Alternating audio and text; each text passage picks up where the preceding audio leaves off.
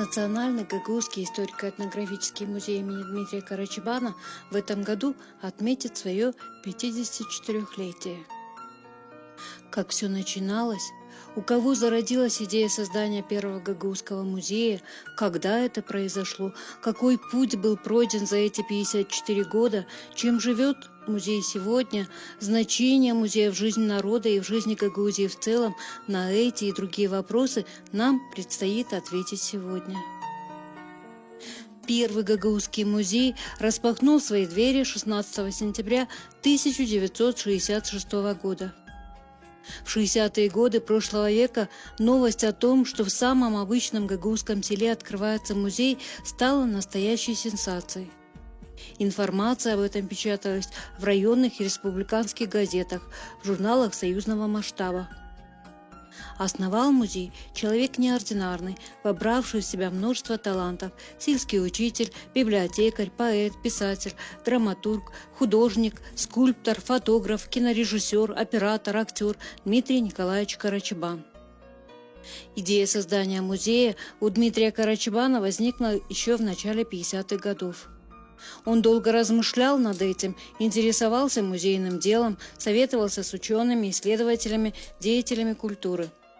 Особую помощь и поддержку ему оказала молодой исследователь гагаузского языка, тюрколог Людмила Александровна Покровская. Отправляла ему литературу, научные статьи о гагаузах, направляла советами. Она в свое время посоветовала Дмитрию Карачабану профессионально заняться поэзией, поступить в Московский литературный институт имени Максима Горького. Будучи студентом, он посещал столичные музеи, библиотеки и интересовался всем, что могло ему хотя бы как-то помочь в создании своего гагаузского музея.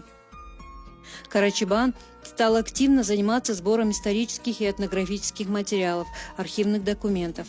Он ходил из дома в дом, из села в село с мешком за плечами и по крупицам собирал все, что, по его мнению, отражало бы историю и быт гагаузов. Каждый добытый предмет старины доставлял ему истинную радость. Складывал он свои находки на старой заброшенной ветряной мельнице. Когда мельница наполнилась вещами, Карачабан обратился за помощью к руководству села. Просил предоставить помещение для экспозиции собранных экспонатов. Правление колхоза «Правда» по главе с председателем колхоза Богдан Семеном Георгиевичем приняло решение предоставить Карачабану здание старой примарии, которое находилось в центре села. В этом доме когда-то жил зажиточный крестьянин. Колхоз помог с ремонтом помещений. Дмитрий Николаевич с огромным энтузиазмом стал обустраивать полученное здание. Днями и ночами он делал витрины, стеклил их, оформлял стенды, параллельно проводил огромную поисковую работу, участвовал в раскопках, проводимых на территории Бешалмы, углублял и дополнял новыми находками малоизученные темы. Проделана была колоссальная работа. Результатом стали 3 комнаты, оформленные для посещения. Оборудована фотолаборатория. 16 сентября 1966 года состоялось настоящее историческое событие в жизни не только бешалминцев, но и всего гагаузского народа. Был открыт первый музей. Иван Дьячук зафиксировал фото гостей, участвовавших на открытии музея. Следующей задачей Карачабана стало привлечение людей в музей. Он стал изобретать всевозможные уловки. Например, в выходные дни перед музеем выставлял бобинный магнитофон, на всю громкость включал гагаузские народные песни, которые сами записывал. Проходящие мимо люди останавливались послушать и зачарованные заходили в музей. Карачабан увлекал их своими рассказами, затеями, замыслами, и бешалминцы включались в процесс развития музея, пополнения его фондов. Люди приносили из дома старинные вещи, помогали оформлять экспозицию. Музей постепенно обретал популярность. С разных уголков Советского Союза приезжали репортеры, журналисты, ученые. Но крыша здания была настолько ветхой, что каждый дождь приносил массу проблем. Карачабану самому приходилось латать крышу, перекладывать черепицу. Из-за протечек здания проседало, экспонаты портились, фотопленка коробилась. Карачабан опять стал оббивать пороги, писать по различным инстанциям. Он хотел для музея новое здание и добился разрешения на строительство. Эскиз нового здания начертил сам. Всю зарплату, гонорар с опубликованных книг вкладывал в строительство. строительства музея. Семен Георгиевич Богдан также выделил бригаду и деньги на строительство. Работы шли более 2 лет. В ноябре 1975 года музей отпраздновал свое 2-е новоселье. Дмитрий Карачибан переписывался с около 200 учеными из разных стран мира, которые присылали ему свои исследования и труды. Приобретались копии редчайших научных трудов, хранившихся в институтах и академиях различных стран, исследования по истории гагузского фольклора, этногенезу. В музее создавалась собственная фонотека, имелась фотолаборатория. Кроме 5 экспозиционных залов были оформлены 4 подвальных помещения. В 2 подвальных помещениях расположились изделия декоративно-прикладного искусства, в 3-м – экспозиция современных художников, а в 4-м отразилось творчество гагузских поэтов и писателей. Начался новый, еще более плодотворный период творчества Карачибана. Он занялся скульптурой, писал картины, причем на своих полотнах изображал портреты простых бешалминцев, умело передавая типажи и образы гагузских людей.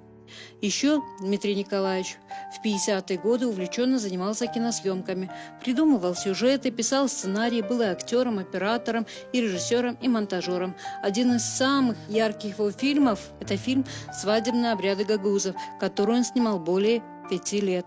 В 1970-е годы при музее Карачибан открыл студию. Было набрано 3 класса – композиционный, натурный, подготовительный.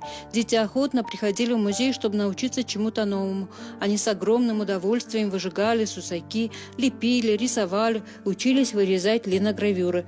При музее работали кино- и фотостудии. Проводилась масштабная просветительская культурно-воспитательная работа с молодежью. В путеводителе по Молдавии за 1976 год было отмечено, что в Бешалме имеется единственный в мире музей гагузской народности. Закон об охране и использовании памятников истории и культуры вошел в 1977 году. В Молдавской ССР под охрану государства было взято 9 объектов культуры. Среди них был и Гагузский музей в селе Бешалма. Но наступило тяжелое для музея время. В 1982 году под видом ремонта музей был закрыт и стал филиалом Камрадского музея. Дмитрию Николаевичу предложили сменить экспозицию, некогда государственный музей превратить в музей села Бешалма и колхоза «Правда». Карачибан не смог с этим смириться. Он просто ушел. В течение последующих лет в музее должности директора не было, были только заведующие. Часто менялись работники, экспозиция не обновлялась, фонды не пополнялись, да и само здание без хозяина приходило в упадок. В 1984 году заведующим музея стал гагузский поэт Мина Васильевич Кюся. В 1988 году на сельском сходе граждан при поддержке мнения жителей Бешалмы музею по праву было присвоено имя его основателя Дмитрия Карачибана. Коллектив сотрудников не дал развалиться музею, сохранили экспозицию, отстояли здание. В 1989 году музей имени Карачибана был возвращен его прежний статус Государственного музея гагузского народа. Но само здание, в котором более 15 лет не было ремонта, пришло в упадок. Протекающая крыша, потрескавшиеся стены. Картина была удручающей. К этому времени, в 1990 году, оканчивал учебу в Киевском художественном институте сын Дмитрия Карачибана Афанасий. Его дипломной работой стала скульптура, посвященная отцу. Позже эта работа была переведена в мрамор и подарена музею. В 1991 году состоялось торжественное открытие памятника Дмитрию Карачибану, установленного перед музеем, став его символом и талисманом. В 1992 году Афанасий Карачибан стал директором и приступил к работе по восстановлению музея.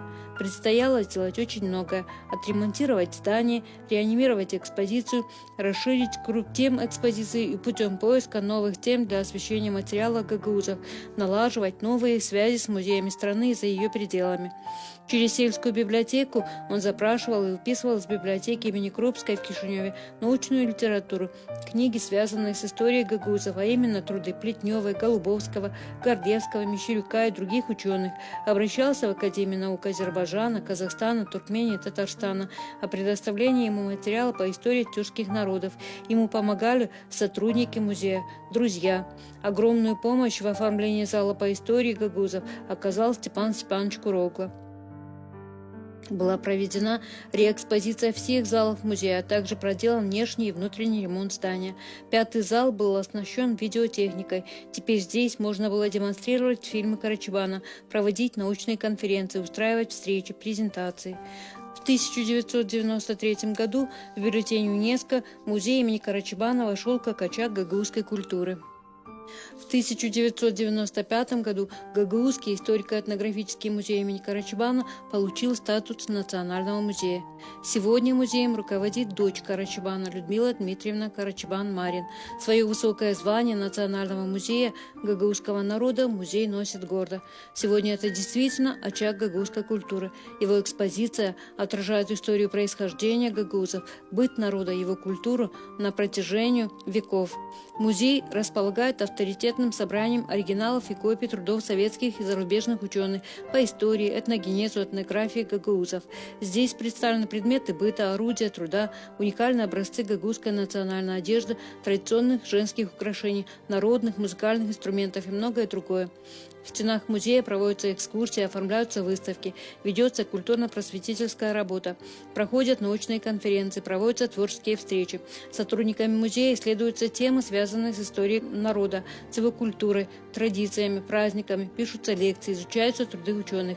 Фонды музея постоянно пополняются новыми экспонатами, ведется сотрудничество с научно-исследовательским центром имени Марии Васильевны Маруневич, а также с учебными заведениями региона, с Камрадским государственным университетом, педколледжем имени Михаила Чекера, лицеями, гимназиями Гагаузии, с другими музеями и библиотеками. Также сотрудниками музея посещаются мероприятия, проводимые в разных уголках Гагаузии. В музее также можно познакомиться с творчеством гагаузских художников, которые имеют возможность оформить здесь свои персональные выставки. По сей день на широком экране можно посмотреть фильмы Карачабана, которые более 50 лет. Карачабан когда-то мечтал о том, что наступит тот день, когда по центру Бешалмы будут гулять туристы с рюкзаками за спиной. Они будут приезжать сюда со всего мира. Его мечта осуществилась. Сегодня действительно много гостей приезжают в музей, интересуясь историей самобытного, трудолюбивого гагаузского народа. В прошлом году музей посетили туристы из 53 стран мира. Гагаузский художник Дмитрий Иванович Савастин так вспоминал о своем друге и учителе. Для того времени, в котором жил и работал Карачабан, его творчество было взрывом. Отражать свое время, свой народ, жизнь своего края, его историю, родную природу было его великой целью. А еще воздействовать на сердца людей, принуждая их думать, страдать, радоваться, любить и ненавидеть. Окружающие к нему тянулись, приезжали к нему отовсюду. Он был, как глоток свежего воздуха.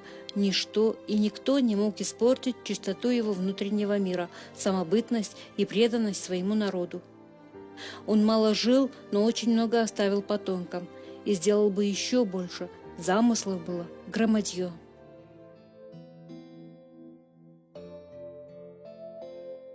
Моя земля, как нива зелена, певуча и свободна, словно птица.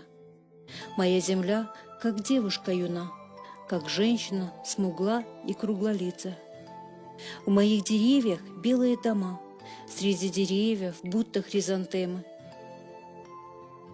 Мои дома — история сама, достойная и песни, и поэмы.